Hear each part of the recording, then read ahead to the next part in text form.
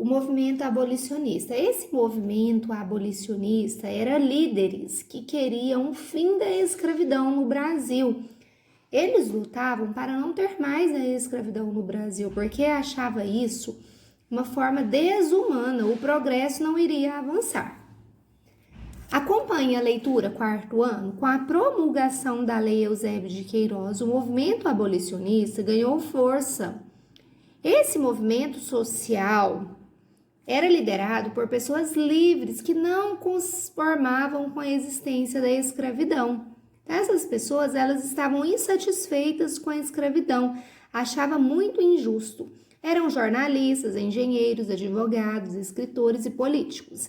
Vários deles haviam sido vítimas de preconceito racial por serem de origem negra ou por terem amigos negros. Em passeatas, comícios, artigos de jornal e livros pediam o fim da escravidão no Brasil. Pega seu lápis de escrever o de cor e risca isso aqui, ó. Pediam o fim da escravidão no Brasil, sublinha. Então, eles queriam que acabasse, esses líderes abolicionistas. Entre os abolicionistas, haviam profissionais como o engenheiro André Rebouças, olha o nome dele e a imagem. 1838 a 1898, o farmacêutico José do Patrocínio, olha ele aqui, 1853 a 1905, o escritor Joaquim Nabuco, de 1849 a 1910, e o Rábula Luiz Gama, de 1830 a 1882. Vamos conhecer um pouquinho desses líderes abolicionistas e vocês têm que memorizar o nome deles, tá bom? Depois que eu ler, vocês vão ler para vocês também entenderem a leitura, quarto ano. André Rebouças era engenheiro militar e dizia que não bastava abolir a escravidão. Além disso, era necessário dar aos libertos, que é ex-escravos aqui no glossário, um pedaço de terra onde pudessem morar e trabalhar. Essa ideia assustava os fazendeiros escravistas. Então, os fazendeiros nunca que queriam aceitar isso. Mas ele falou, coitado, vamos lutar para dar um pedacinho de terra para os ex-escravos, para eles poderem tomar um rumo na vida deles, né? E Rábula é pessoa que exercia oficialmente a profissão de advogado, mas não era formada em direito. José do Patrocínio era jornalista, orador e abolicionista. Atuante. Redator da Gazeta de Notícias, usou a palavra escrita para lutar pela abolição. Na Academia Brasileira de Letras, ocupou a cadeira do número 21. Joaquim Nabuco era jornalista, político, escritor, filho de uma família ilustre da província de Pernambuco. Ele defendia a ideia de que a escravidão impediu o progresso do Brasil. Então, mesmo ele sendo de uma família, né, renomeada, ele não aceitava, ele falava, não, como que o Brasil vai progredir? Isso é muito ruim. As leis e a realidade. O movimento abolicionista incentivou e também foi incentivado por fugas de escravos nas fazendas do interior paulista.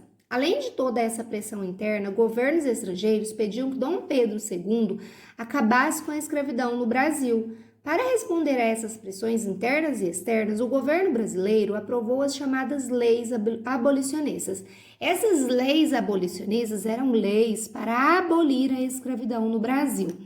Lei do ventre livre, lei dos sexagenários, lei áurea. Vamos conhecer a do ventre livre, que é de 28 de 9 de 1871. Dizia que os filhos da mulher escrava, nascidos a partir dessa data, seriam considerados livres. A partir dessa data, mas que nascesse em data anterior, era escravo. Olha que tristeza! Essa lei dizia também que até os 8 anos a criança ficava sob a autoridade do senhor de sua mãe. Aí o dono escolhia ou recebia do governo a quantia de 600 mil réis, que era o dinheiro da época, e entregava a ele o menor, ou continuava usando os seus serviços até os 21 anos. Olha que tristeza, né? Então, essa lei do ventre livre, ela lutava para que as crianças nascidas a partir dessa data aqui foram libertas, e as outras passadas iam ser ainda escravizadas. Lei dos sexagenários. Esse nome sexagenário significa 60. 28/9/1885. Declarava livre as pessoas com mais de 60. Tá vendo que sexagenário significa 60? Mas como indenização, deveriam trabalhar gratuitamente mais 3 anos.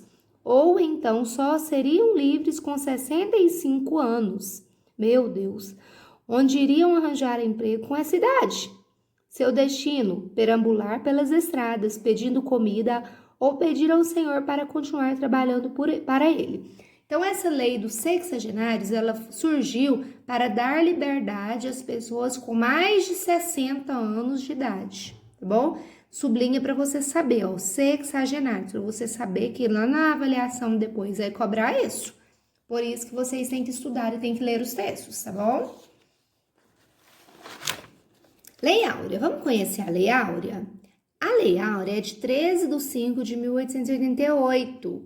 Artigo 1º, é declarada extinta a escravidão no Brasil. Então, ó, acabou a escravidão no Brasil. A partir dessa data, 13/5/1888. A Lei Áurea foi comemorada por todo o país com festas, missas campais, e comícios que reuniram um grande número de pessoas. Terminada a festa, porém, os libertos perceberam que não tinham nenhum pedaço de terra para trabalhar, nem emprego, nem moradia, nem instrução, nenhum apoio do governo. Então, essas pessoas que foram libertas, elas estavam sem rumo, né? Que elas perceberam que não tinha nada, não tinha terra para trabalhar, não tinha emprego, não tinha moradia.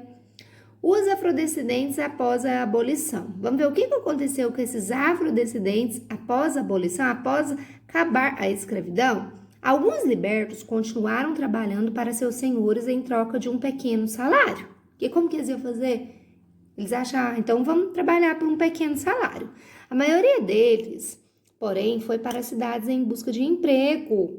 Nas cidades, os patrões preferiam empregar os imigrantes europeus.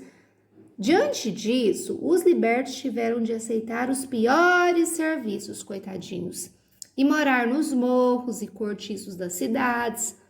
Uns poucos, no entanto, conseguiram melhorar de vida. Uns poucos, não foram todos, né? Que eles ainda não tinham que viver lá para ganhar um pequeno salário para sobreviver. Libertos que conseguiram melhorar de vida. Aqui, ó, esses daqui conseguiram melhorar de vida graças a Deus, né?